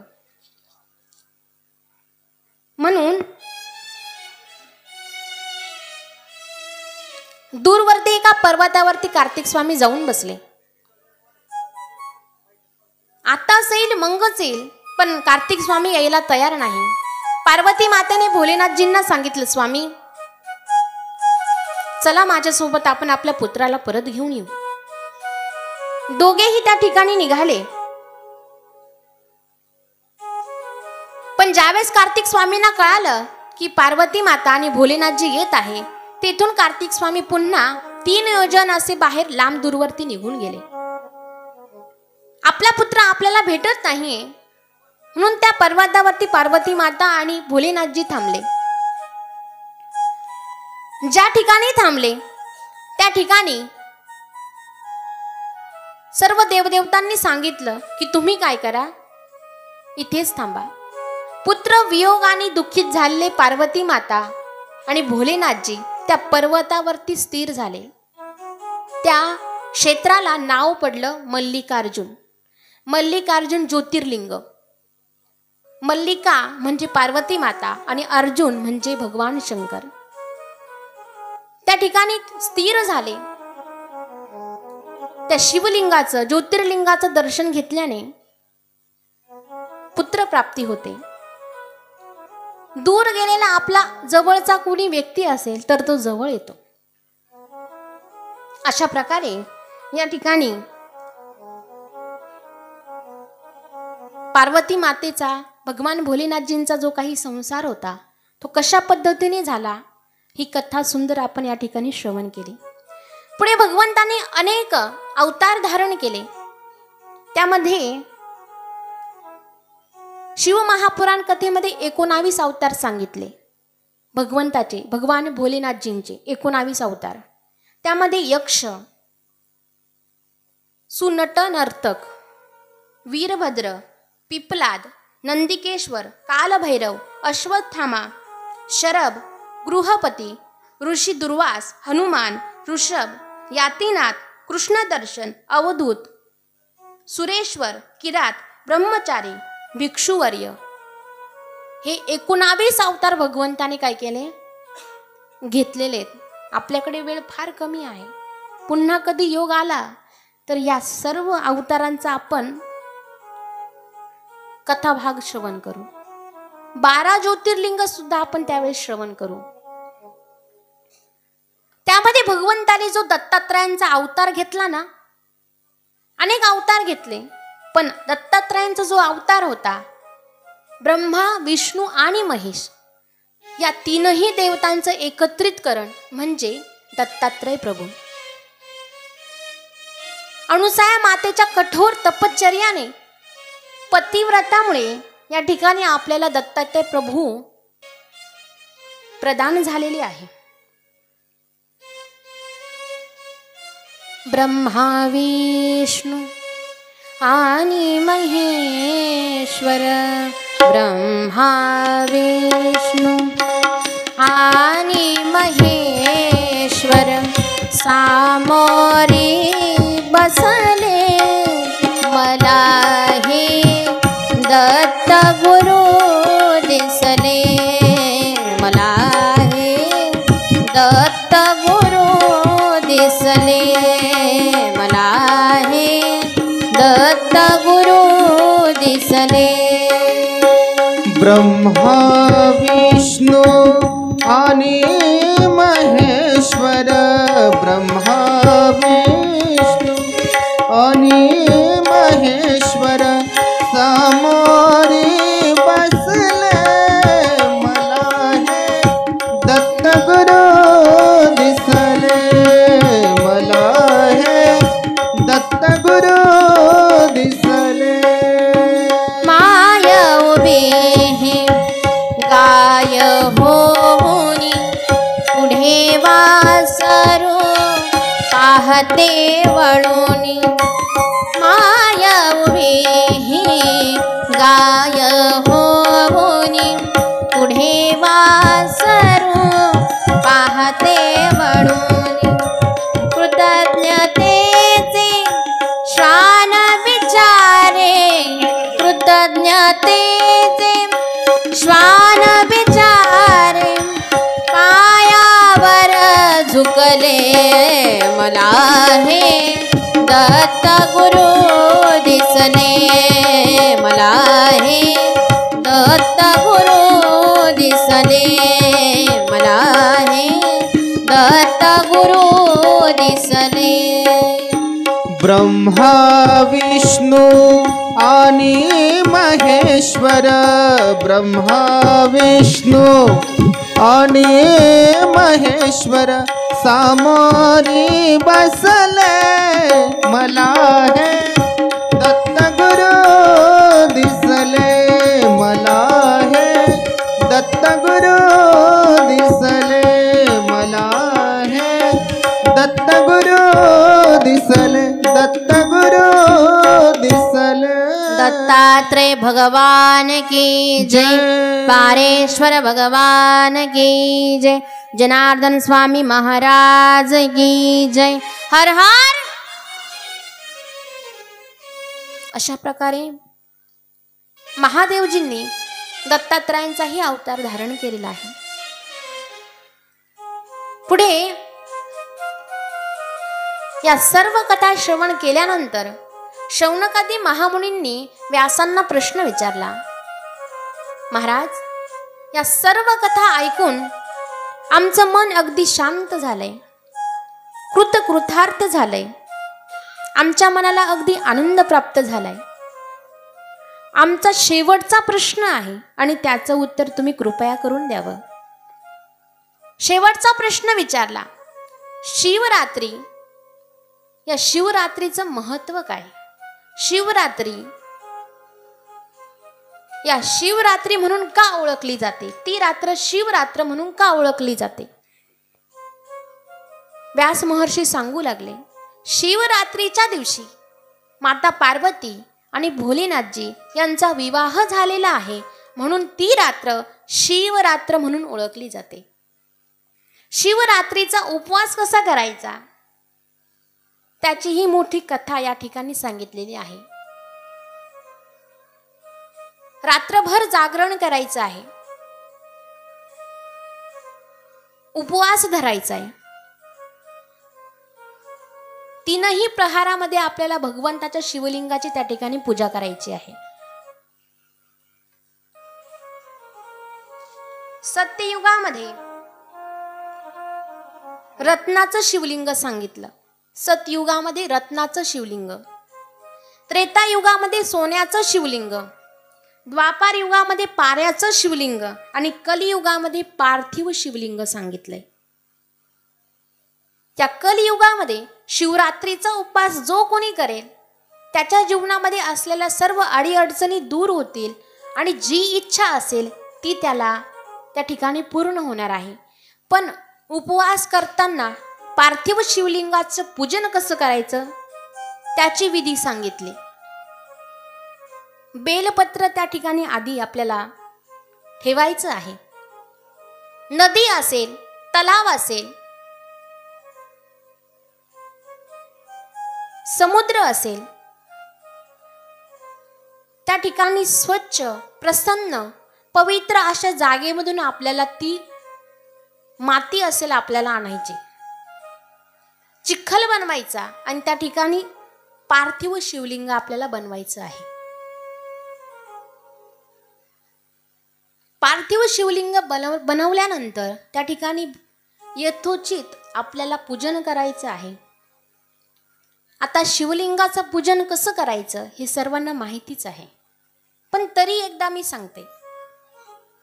पहिल्यांदा भगवान गणेशजी ज्या ठिकाणी विराजमान आहे त्या ठिकाणी जलधारा अर्पण करायची। ओम गणेशाय नमः, जलधारा अर्पण करायची। गणपती बाप्पा समोरच कार्तिक स्वामी विराजमान झालेले आहे। ओम कार्तिकेय नमः, जलधारा अर्पण करायची। त्यानंतर कार्तिक स्वामी आणि गणपती बाप्पा यांच्या मध्यभागी अशोक सुंदरी विराजमान झालेली आहे। अशोक सुंदरीवरती पाणी टाकायचं आहे आणि त्या ठिकाणी भगवंताचं नामस्मरण करायचंय। भगवंताच्या शिवलिंगाच्या चहूबाजूंनी पार्वती माता विराजमान झालेली आहे। चहूबाजूंनी पाणी टाकायचं, ओम पार्वतीय नमः, आणि शेवटी भगवंताच्या शिवलिंगावरती पाणी अर्पण करायचे. ओम नमः शिवाय, ओम नमः शिवाय, ओम नमः शिवाय. या पद्धतीने पार्थिव लिंगाचं त्या ठिकाणी आपल्याला पूजन करायचे, बेलपत्र अर्पण करायचे. आणि या शिवरात्रीमध्ये नामस्मरण अगदी जेवढं करता येईल तेवढं, जास्तीत जास्त 1 कोटीपर्यंत आपल्याला काय करायचंय, भगवंताच्या नामाचं त्या ठिकाणी नामस्मरण करायचंय.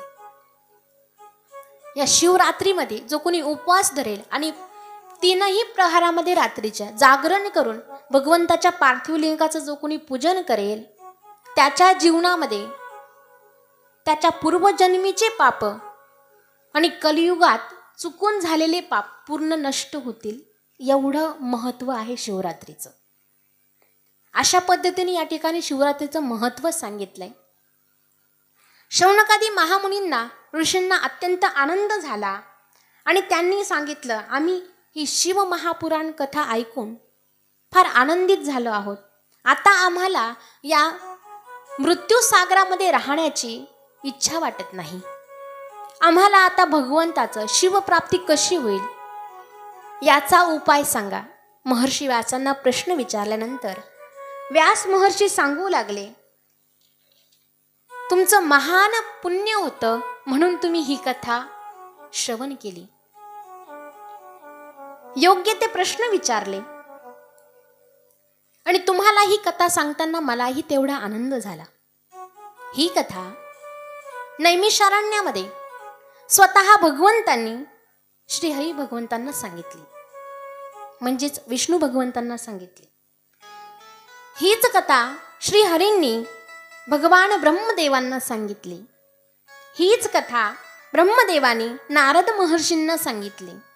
तीच कथा नारद महर्षींनी सनत कुमारांना सांगितली. तीच कथा सनत कुमारांनी पराशर पुत्र व्यासांना सांगितली आणि व्यासांनी तीच कथा 88,000 शौनकादी महामुनींना या ठिकाणी सांगितली आहे. पारेश्वर भगवान की जय. हर हर. या पद्धतीने या शिव महापुराण कथेचा या ठिकाणी शेवटचा दिवस आहे. शेवटचा प्रश्न ज्यावेळेस ऋषींनी विचारला की आम्हाला आता मोक्ष प्राप्त कसा होईल हे सांगा, त्यावेळेस व्यासांनी सांगितलं, कथा श्रवण केलेली आहे, पण मोक्ष प्राप्तीसाठी तुम्हाला भगवंताने ज्या ज्या ठिकाणी स्वतःच्या ठिकाणी ते स्थिर झाले त्या क्षेत्रांचं तुम्हाला दर्शन करावं लागेल. भगवंतांनी ज्या ठिकाणी स्थिर झाले पार्वती मातेसहित ते 12 ज्योतिर्लिंगाचं तुम्ही दर्शन करायचे.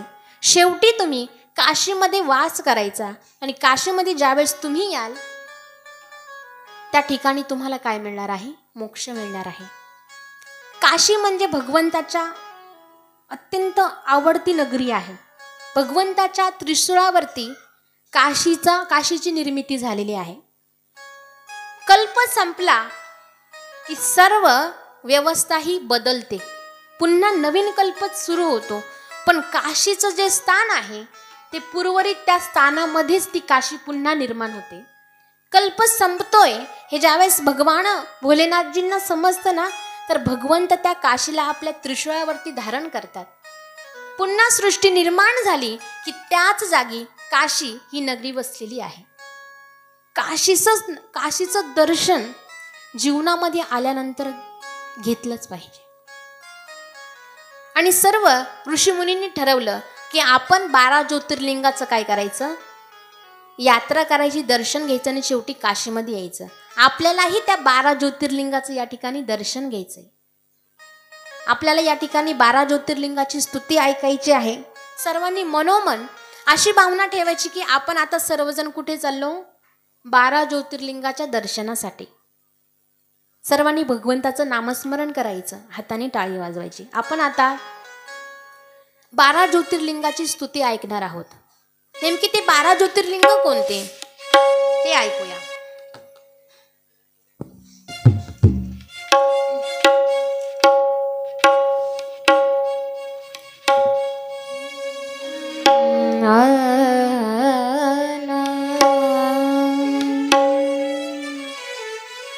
सर्वांनी हात जोडायचे, सर्वांनी हात जोडायचे, डोळे मिटायचे, भगवंताचं नामस्मरण करायचे. मी 12 ज्योतिर्लिंगाचं या ठिकाणी स्तुती तुम्हाला ऐकवते. सौराष्ट्रे सोमनाथं च श्रीशैल्यमल्लिकार्जुनम्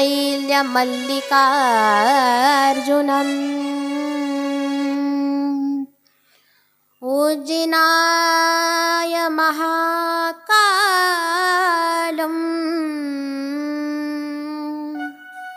ओंकारममलेश्वरम्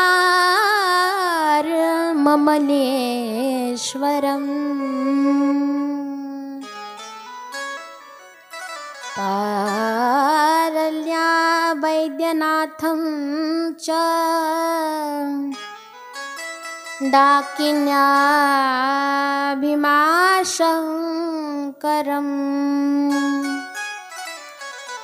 सेतुबन्धेतु रामेश नागेश दारुकावने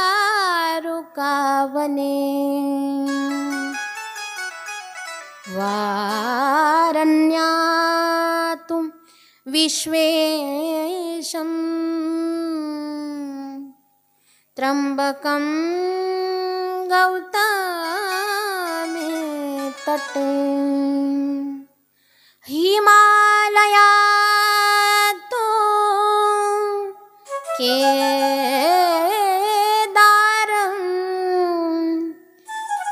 घृष्मेश च शिवालयम्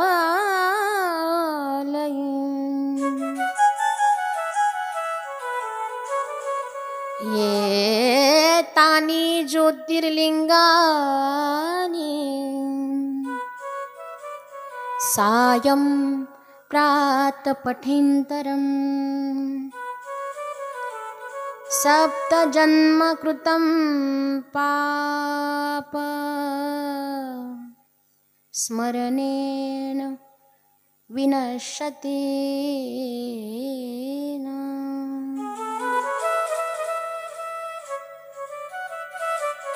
इति 12 ज्योतिर्लिंगं स्तुते संपूर्णम्. पारेश्वर भगवान की जय. जनार्दन स्वामी महाराज की जय. राष्ट्रसंत सद्गुरु जनार्दन स्वामी महाराज की जय. हर हर. अशा पद्धतीने या ठिकाणी आपण सर्वांनी या 7 दिवसामध्ये भगवंताच्या अनेक कथा, अनेक लीला श्रवण केल्या. 7 दिवसाच्या तपामध्ये आपण तन, मन आणि धनाने या ठिकाणी सहभागी झाले. पारेश्वर भगवंताच्या चरणी मी अशी विनंती करते की हे देवा, या 7 दिवसाच्या कथेमध्ये जोही व्यक्ती, जोही मनुष्य या ठिकाणी तपासाठी विराजमान झालेला होता, त्याच्या असलेल्या सर्व सद इच्छा, सद मनोकामना पूर्ण हो. या ठिकाणी शिव महापुराण आपल्या सर्वांना अनेक कथाच्या माध्यमातून काही ना काही संदेश देत गेला. स्वतः भगवंत या शिव महापुराण ग्रंथामध्ये प्रविष्ट झालेली आहे. आणि गेल्या 7 दिवसापासून माझा या व्यासपीठावरनं असा अनुभव आहे की इथे बसल्यानंतर मला काही समजत नाही का मी काय बोलते. देहभान नव्हतं. भगवंताच्या चरित्रामध्ये, कथेमध्ये, भगवंताच्या नामस्मरणामध्ये एवढं देहभान विसरून मी तुम्हाला जीवाच्या आकंताने जेवढा प्रयत्न करता येईल तेवढ्या शिव महापुराण ग्रंथाच्या तळाशी जाऊन भगवंताच्या कथा सांगण्याचा प्रयत्न केला. नवे नवे भगवंताचीच माझ्यावरती कृपा की त्यांनी मला या ठिकाणी बसण्यासाठी अनुमती दिली आणि तुमच्या समोर बोलण्याची शक्ती दिली. त्यांची इच्छा म्हणून 7 दिवस तुम्ही मला ऐकून घेतला आणि भगवंताने निमित्त मात्र ठेवलं आमच्या सद्गुरु स्वामी मुकाटे बाबांना. अगदी थोड्याच काळाची आमची ओळख होती, पण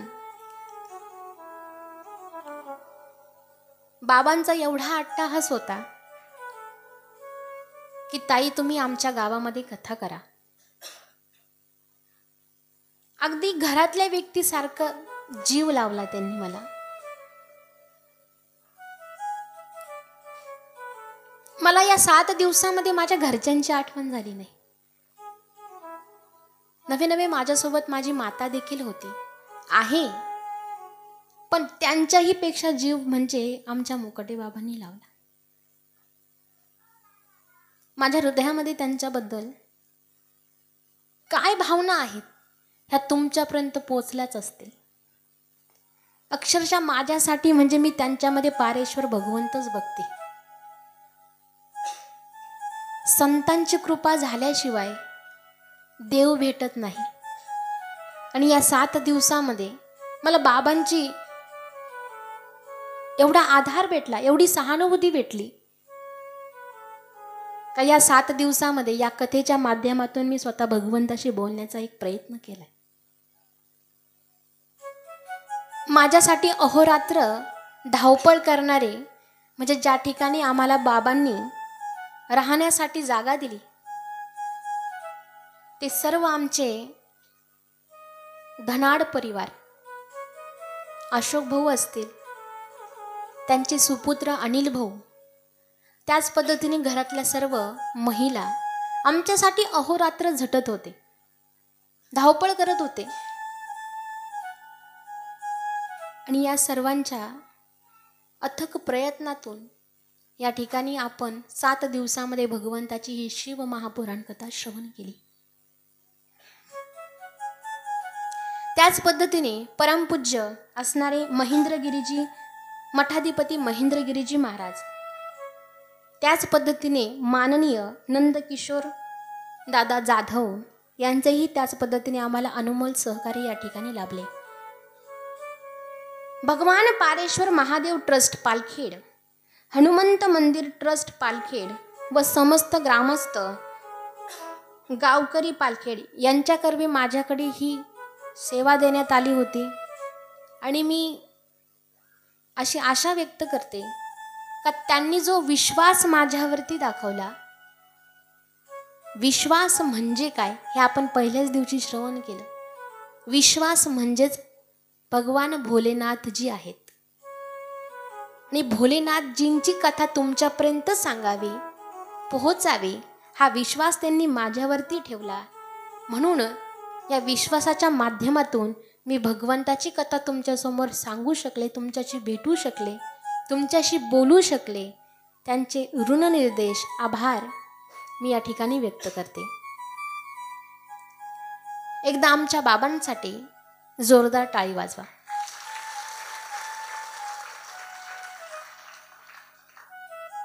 त्याच पद्धतीने या 7 दिवसामध्ये माझी कथा अनेक सौंदर्याने तुमच्या समोर प्रगट व्हावी यासाठी आमचे मृदुंग विशारद, ताल महर्षी, तबला वादक मुकुंद महाराज भाग्यवंत या ठिकाणी उपस्थित झाले. त्यांचे देखील ऋणनिर्देश व्यक्त करते. त्यांच्यासाठी एक जोरदार टाळी वाजवा. त्याच पद्धतीने गायन विशारद असणारे आमचे निलेश दादा घोरपडे या ठिकाणी 7 दिवसात त्यांनीही खूप मोलाचं सहकार्य केलं. दादांना देखील ऋणनिर्देश व्यक्त करते. त्यांच्यासाठी जोरदार टाळी वाजवा. या ठिकाणी आपली कथा पुन्हा बघावीशी वाटेल तर आपण यूट्यूब चॅनलला बघू शकता. आमचे यूट्यूब चॅनल घेऊन आलेले दादा अरुण दादासुद्धा या ठिकाणी आले. त्यांचे देखील ऋणनिर्देश व्यक्त करेल, त्यांच्यासाठीही टाळी वाजवा. आणि येत्या 7 दिवसामध्ये माझा आवाज तुमच्यापर्यंत ज्यांनी, मुळात माझा आवाज गोडच आहे की नाही? नाही, पण आणखी गोड करून तुमच्यापर्यंत ज्यांनी पोहोचवला असे असणारे आमचे साऊंड सिस्टीमवाले दादा महेश दादा, त्यांचे देखील ऋणनिर्देश या ठिकाणी व्यक्त करते. या ठिकाणी आपण या कथेच्या समारोपाकडे जात आहोत. पहिल्या दिवसापासून तर शेवटच्या दिवसापर्यंत ज्या ग्रंथातल्या कथा आपण श्रवण केल्या, ज्या स्वतः भगवंतांनी सांगितल्या, त्या ग्रंथाचं सर्वांनी या ठिकाणी पूजन आणि दर्शन करायचं आहे. आरतीनंतर सर्वांनी त्या ग्रंथाचं पूजन करायचं आहे.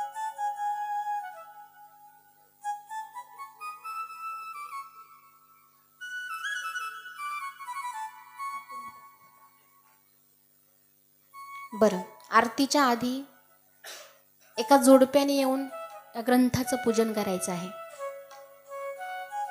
नंतर आरती झाल्यानंतर सर्वांनी ग्रंथाचं पूजन दर्शन या ठिकाणी घ्यायचं आहे. कुणी पण एकदम चला. अहो, भाग्य लागतं ग्रंथाचं या ठिकाणी पूजन करायला. याच्या त्याच्याकडे काय बघतात? चला पटकन चला.